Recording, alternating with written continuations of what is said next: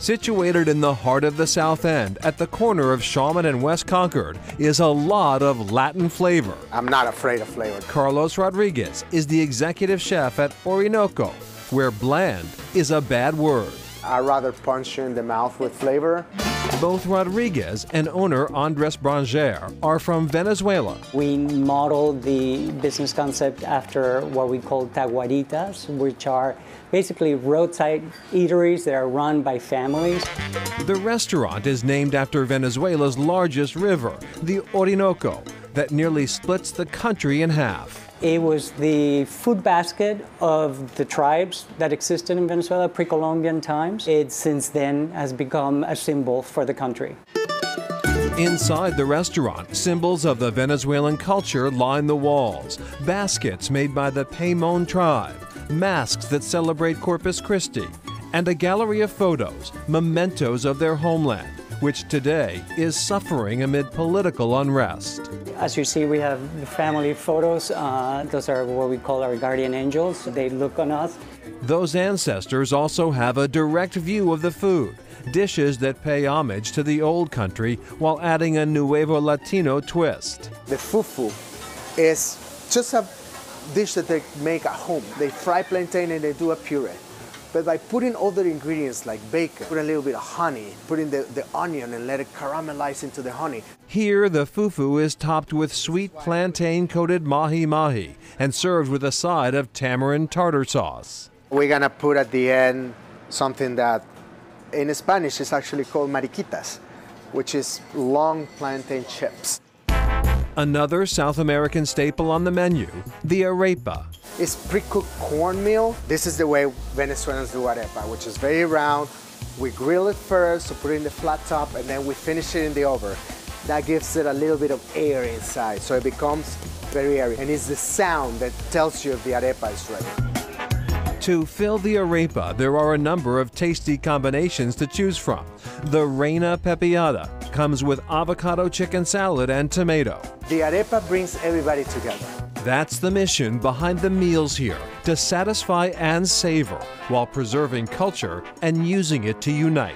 I think a lot of people want to have that sort of authentic connection, and I think we accomplished that.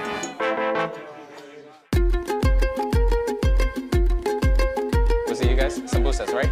The mood is always sunny inside this tiny, brightly colored family-run restaurant. It's a wonderful place. We love the food. We both work in Chelsea, and so it's not that far away. Tawakol Halal Cafe may be off the beaten path in the Jeffreys Point neighborhood of East Boston, but it's caught the attention of some big-time players. Bon appetit, for one. So Tawakol means rely on. We rely on people to try our food. Their food is Somali, and owner Yahya Noor says history has endowed it with flavors and spices of other lands. From India So what I'm making right now is a chapati wrap. to the Middle East, I got the falafel biryani, and it's very, very good. even Italy. Somalia was colonized by Italy, so there's an influence of like different kind of pastas that we make, or the way we make sauce.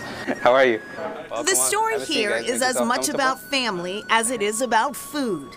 That's Noor's mother and one of his sisters. We have a total of 7 sisters, and I'm the only son. Culturally, men don't cook, right? So I was able to be part of that, learn the whole cooking. So whenever I'm needed, I just jump in the kitchen myself. Everything here is homemade, from the chapati bread to sauces steaming with fresh vegetables, meat kebabs, sambusas, and the special house grits with chickpeas and spinach. A lot of people come there like, we had grits before, but I don't think we would ever want to go back to the old grits, just because of how we make it with coconut milk. Specialty meal will be goat. Goat is the key for Somalis. We also have lamb shank that we make the same thing as we would do with the goat. Also on the menu, family pride and tradition. We grew up as a close family. After the Civil War in Somalia, we came to Kenya. We lived in a refugee camp where we were pretty much raised in a village. And we kind of brought that village with us, and it's always part of us. where we actually brought it in East Boston. So we wanted to share another world, which is basically Somalian food. Their family heritage, the inspiration behind Tawakal Halal Cafe. I've seen a saying somewhere where it says, come in as a customer, leave as a friend. But for us here, you come in as a friend and you leave as a family. Now, early on in the pandemic, Tawakal provided meals for the city's hungry through the Resiliency Fund. Meals were prepared at cost, and this enabled them to pay their bills.